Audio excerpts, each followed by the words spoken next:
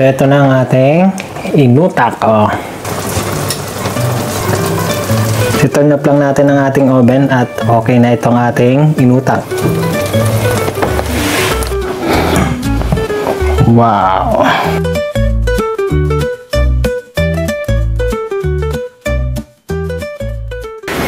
Hello guys! Welcome again sa aming YouTube channel, Elmer Desiree TV. Thank you very much po sa inyong patuloy na naniwala at sumusuporta sa amin.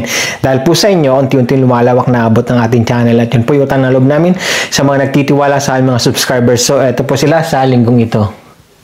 Maraming salamat po. So ngayon, maghahandog po tayo ng isang recipe desserts. So nalalapit naman ang Kapaskuhan at Bagong Taon. So nag-iisip tayo ng mga ihahanda nating dessert after ng ating mga main course na inihahain sa ating hapagkainan. So eto, nostalgic po itong ating ihahandang ito sapagkat ito ay isang recipe dessert na kilalang-kilala sa ating mga Pilipino. Ito yung ating inutak dessert. So pinaniniwalang ito nagsimula sa Taguig o sa Pateros. So ang mga ingredients ito napakasimple lamang. Narito ang ating mga ingredients. So ito sa ating recipe ng inutak dessert, kailangan natin ng glutinous rice flour, ang ating salt na pambalansin ng ating tamis. Of course, kailangan natin ng condensed milk, evaporated milk, coconut milk, OB flavoring. So kung meron kayo ng OB halaya, much better. Lahukan nyo rin siya at least mga 2 tablespoon. At ang butter. So etong butter, pang grease lang natin ito sa ating baking tray o baking pan. Simulan natin ang paghanda. Simple lang ito. Paglahok-lahokin lang natin ang ating mga ingredients at ating sa lulutuin sa pan, then i-bake natin. So set aside natin itong ibang ingredients natin. Lahok natin itong ating salt. Ating siyang haluin.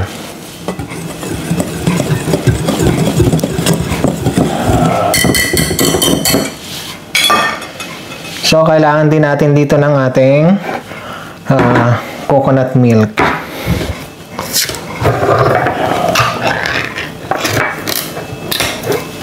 So, coconut milk dito dahil naglalamig na naman. So, meron siyang buo-buo. Ininit natin ito sa ating stove para mawala yung kanyang buo-buo. So, ilagay lang natin siya dito.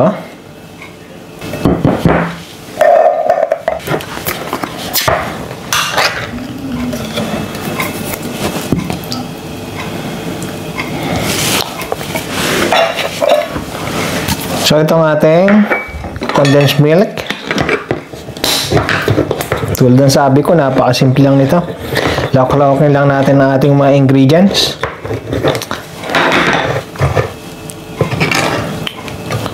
Kailangan natin ng cup. So, taka lang tayo ng 1 cup. Ito, okay nito. So, sa ating ibap, takal din tayo ng 1 cup dito.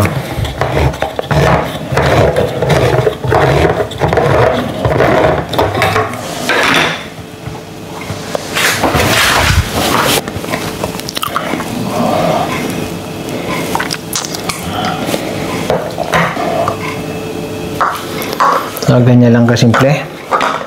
Then natin siyang hahaluin. So, mix lang natin siya.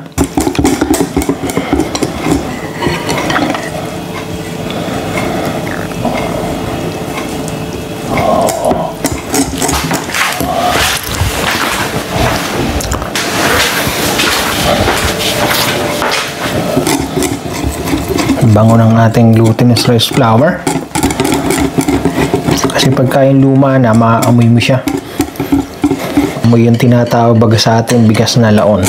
Aming mga Tagalog. So ito, okay na siya. So lutuin lang natin siya sa pan. Hatiin natin siya. Yung first half niya, lagyan natin ng OB flavoring. At yung another half ay plain lang siya. So ito, okay lang tayo ng ating apoy. So, medium low heat lang siya. Ilagay natin doon. Pa natin. At ilagay natin yung kalahati ng ating butter mixture. So, kaya lagyan natin siya ng OB flavoring natin. So, haluin natin siya para mag-well incorporate yung ating OB flavoring sa ating malagkit. Mabilis lang to. At napakadali lang lutuin. Basta may oven ka. Pwede din namang steam. Pero kaya lang, parang magiging sapin-sapin yun. So, ang konsepto nito, parang yung sapin-sapin din lang. Kaya lang yung sapin-sapin, ni-steam natin. Ito, niluluto muna natin sa pan bago natin i-bake. At yung sapin-sapin, ang toppings niya ay katik. O yung ating tinustang coconut. Samantalang ito, ang topping nito ay condensed milk at yung ating evaporated milk. So, mas creamy siya. Ang ganda ang kulay ng ating ubi. So, kulutuin lang natin siya hanggang maging sticky ang kanyang texture. Yun o, parang yung ating mahablangka. Kaya kailangan mahina lang ang ating apoy.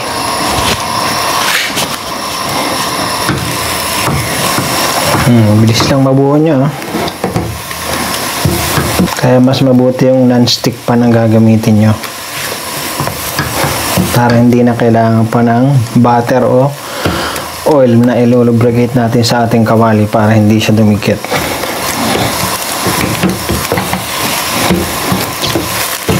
So ayan, kapag ganyan ang texture niya, pwede natin i-turn up ang ating fire. At ililay down natin siya doon sa ating baking tray. So off lang natin ating apoy.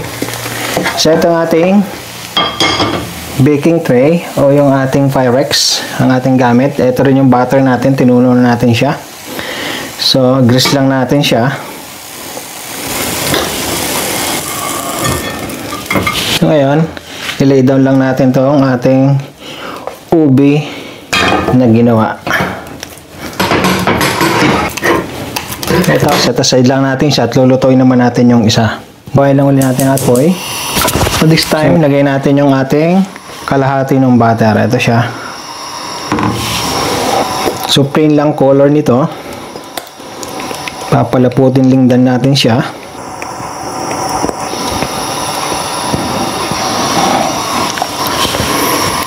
So haluin lang din natin. So, pwede rin naman kung malaki yung pan, lutuin nyo na ng sabay, saka nyo hatiin at lagyan ng ubi flavoring yung kalahati o ubi mixture.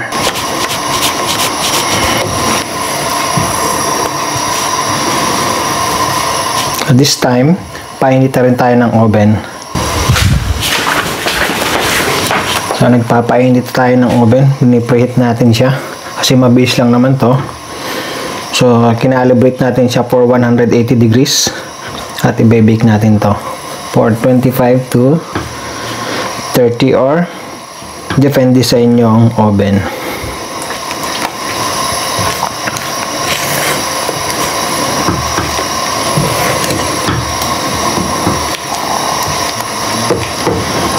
Bebake natin siya para makuha natin yung kanyang burnt texture ng ating toppings. Medyo madami pala ito kaysa dun sa ubi. Mali tayo dun ng kalkulasyon ha.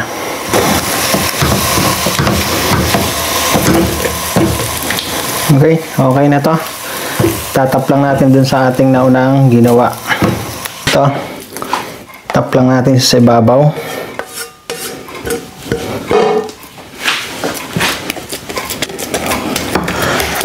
So, set aside natin to at gagawa tayo ng toppings natin. So, paglaking natin yung remaining nating na condensed milk at evaporated milk. So, yung natira natin condensed milk kanina, ito yon. Salin lang natin.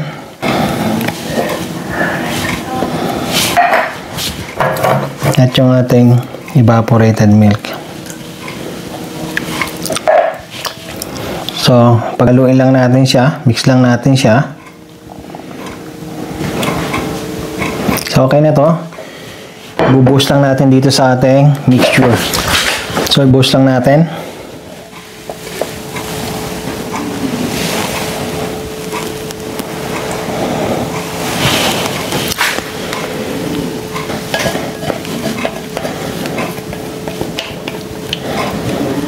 So, at i-bake natin siya.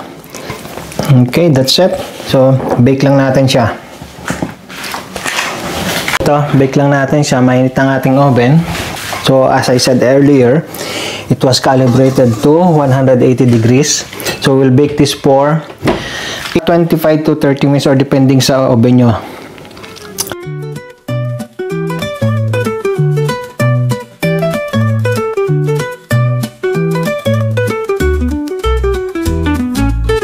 So, ito na ang ating inutak. Oh.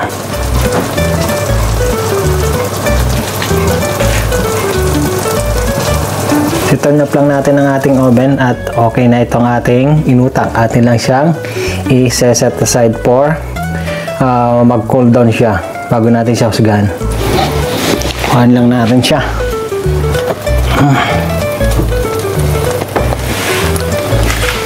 Ito na ang ating inutak, no? Wow!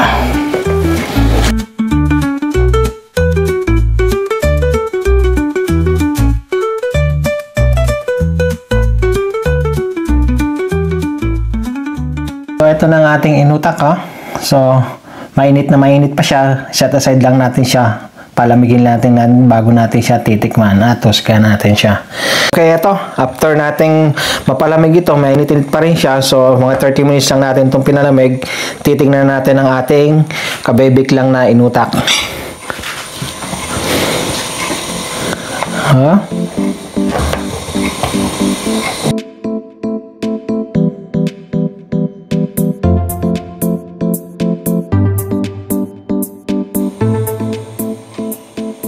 So, ito, husgahan natin, oh.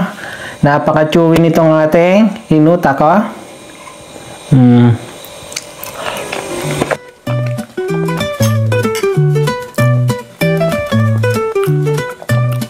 Panalong-panalo, napaka-creamy, napaka-chewy ng ating inutak. So, nakuha natin yon, hinahanap nating texture.